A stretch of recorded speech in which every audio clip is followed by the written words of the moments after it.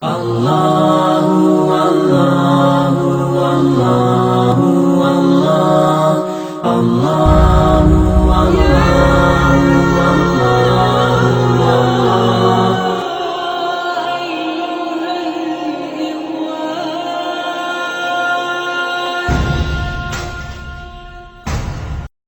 جو ہم لفظ قبر کہتے ہیں، ہمارے عرف میں تو ایک گڑھے کا نام قبر ہے،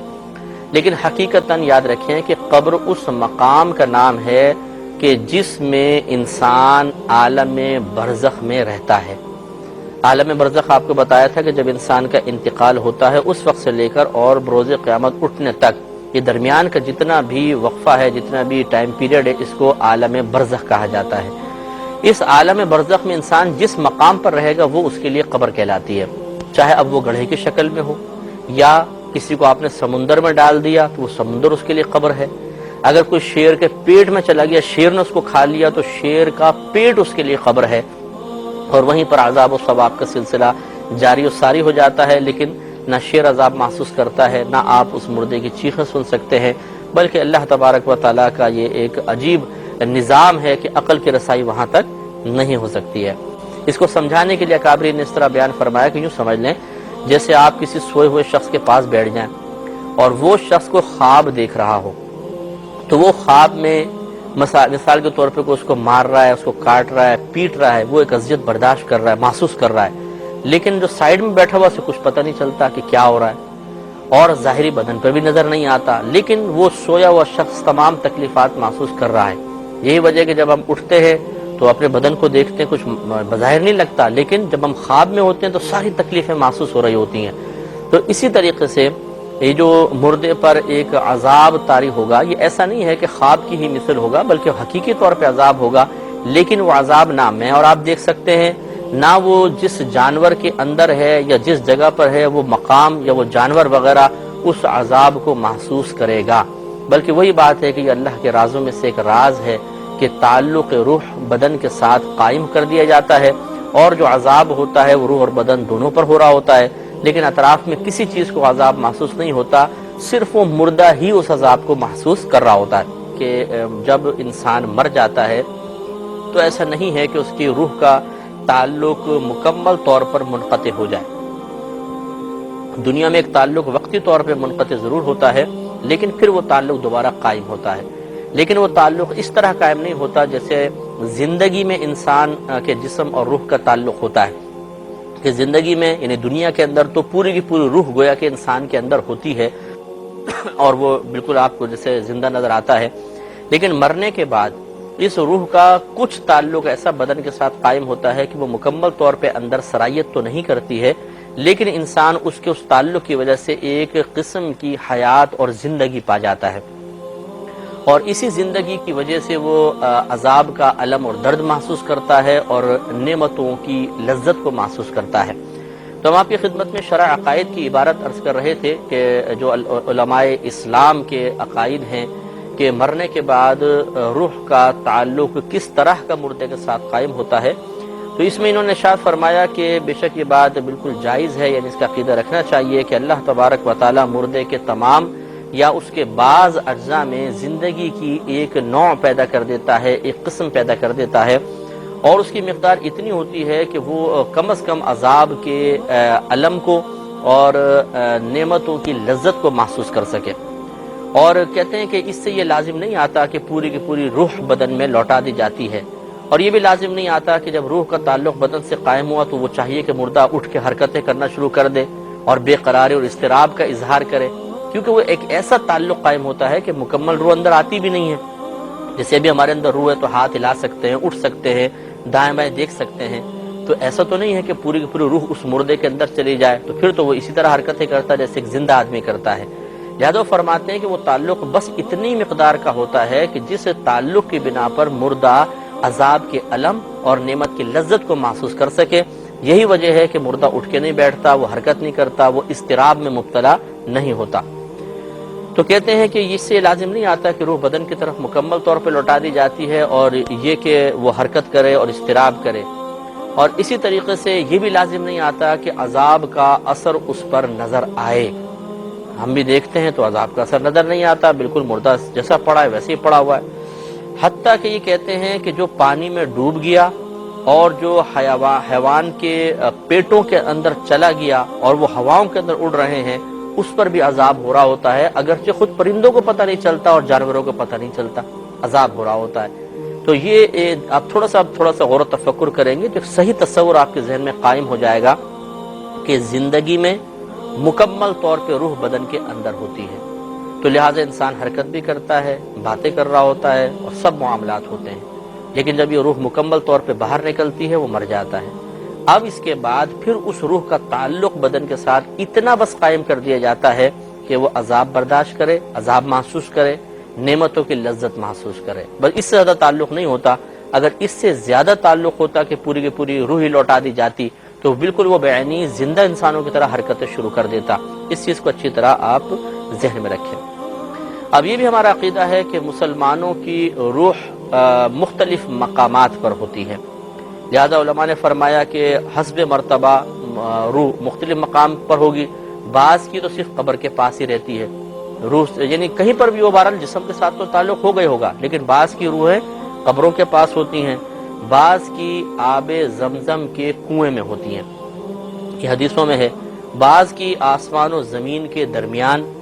بعض کی پہلے، بعض کی دوسرے، بعض کی 7ویں آسمان تک، یعنی درجہ جیسے زیادہ ہو دوسرے آسمان تک رہے گی، تیسرے، چوتھے، 5ویں، بعض کی 7ویں آسمان پر رہتی ہیں روحیں، اور بعض کی اعلیٰ علیین میں، یعنی جنت کے اعلیٰ مقام میں ان کی روحوں کو پہنچا دیا جاتا ہے۔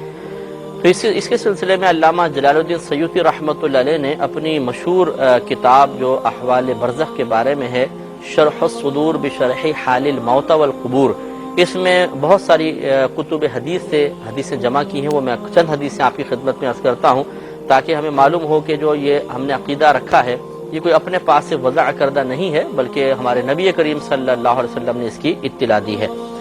چنانچہ شرح الصدور صفحہ نمبر 262 263 پر یہ حدیث پاک حضرت ابن عمر رضی اللہ تعالی عنہ سے مروی ہے، وہ کہ فرماتے ہیں کہ بے شک انسان جب قبر میں رکھا جاتا ہے تو صبح اور شام اس کی قبر میں اس کے جنت یا اس کے دوزخ کا ٹھکانہ پیش کیا جاتا ہے۔ مطلب کہنے کا یہ ہے کہ جب مردہ قبر میں رکھا جاتا ہے تو جنت کی کھڑکی بھی اس کو دکھائی جاتی ہے، کھول دی جاتی ہے، تو صبح و شام وہ جنت کے نظارے کرتا ہے اگر نیک پرہیزگار مسلمان ہے تو، اور یا صبح و شام جہنم دکھایا جاتا ہے اگر کافر، منافق یا مشرک وغیرہ ہے تو۔ اس میں اشارہ اس طرف ہے کہ انسان کی روح جو ہے وہ اس کی قبر کے پاس رہتی ہے، تو وہ ان تمام چیزیں ملاحظہ کر رہا ہوتا ہے۔ اس طرح شرح الصدور صفحہ نمبر 237 پر ارشاد فرمایا، حضرت علی رضی اللہ تعالیٰ عنہ اس کے راوی ہیں، آپ فرماتے ہیں کہ ارواح المؤمنین فی بئر زمزمہ، کہ مومنین کی روحیں آب زمزم کے کنویں میں ہیں، یعنی زمزم کے کنویں میں ہیں۔ تو یہ بھی حدیث پاک پہ چونکہ آیا، ہمارے نبی کریم نے اطلاع دی، اس پر ہمارا ایمان ہونا چاہیے۔ اسی طرح صفحہ نمبر 236 پر مغیرہ بن عبداللہ رضی اللہ تعالی عنہ سے یہ روایت ہے، یہ کہتے ہیں کہ بے شک روح جب بدن سے نکلتی ہے تو وہ آسمان اور زمین کے درمیان رہتی ہے، حتی یرجع الی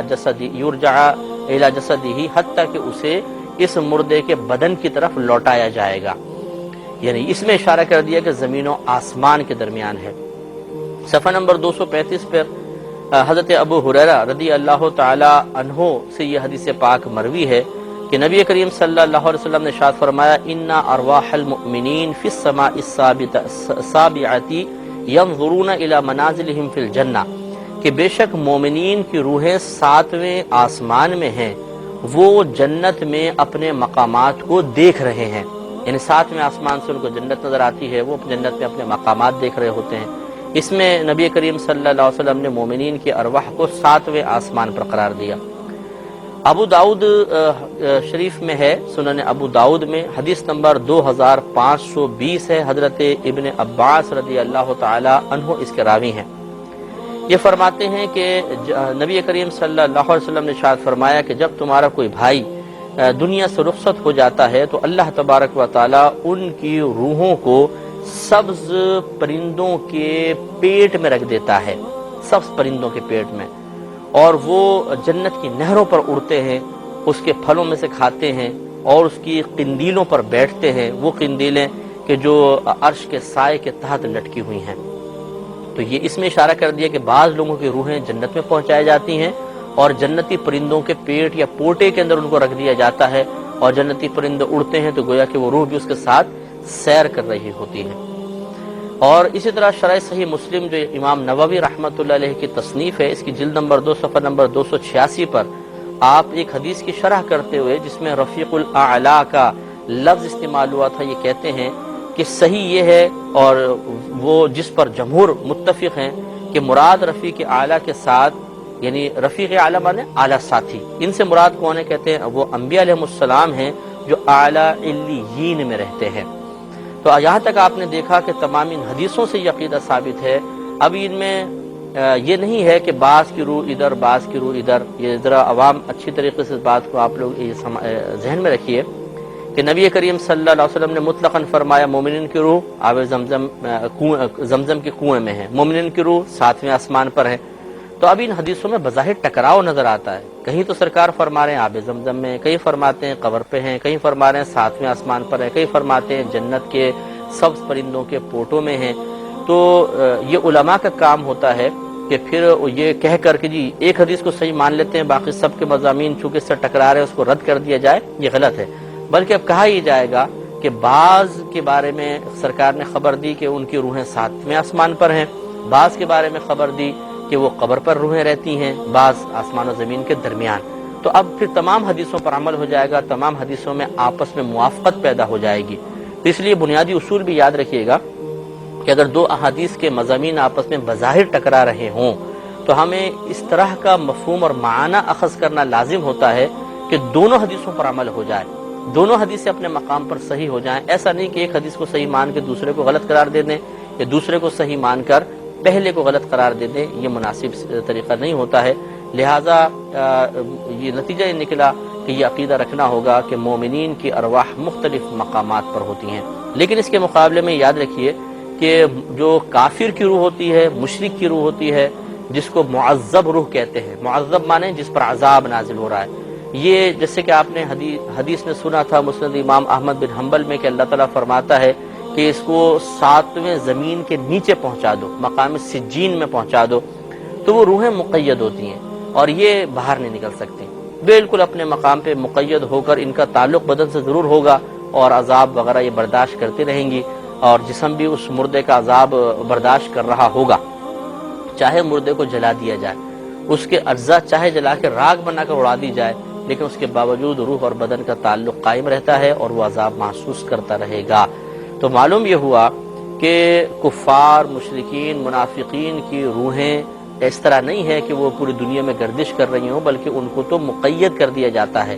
مومنین کی ارواح سیر کرتی ہیں آسمان و زمین میں، جیسے کہ ابھی ہم حدیثیں عرض کرتے ہیں، لیکن کافر کی روح معذب روح ہوتی ہے، وہ اپنے مقام پہ بند رہتی ہے۔ اس سے یہ بھی نتیجہ نکل آیا کہ جو بدروح کا تصور ہے کہ جو بری روحیں آ جائیں گی، بدروح آ جائے گی، اور مطلب ہم نے سایہ سا دیکھا وہ روح کا سایہ تھا، بری روحیں ہیں، کہیں ایسا نہیں ہوتا کہ وہ گندی روح کبھی باہر نکل ہی نہیں سکتی، وہ اپنے مقام پر بند ہوتی ہے۔ ہاں یہ ہو سکتا ہے کہ وہ جن ہوں اصل میں اور آپ اس کو روح کا تصور لے کے بیٹھے ہوئے ہیں، تو آپ کے ذہن میں روح کا تصور آ جائے۔ وہ جنات تو ہو سکتے ہیں، لیکن جتنی بھی بری ارواح ہے ان کو کہیں گھومنے کی اجازت نہیں ہوتی ہے، یہ ایک مقام پر بند ہوتی ہے۔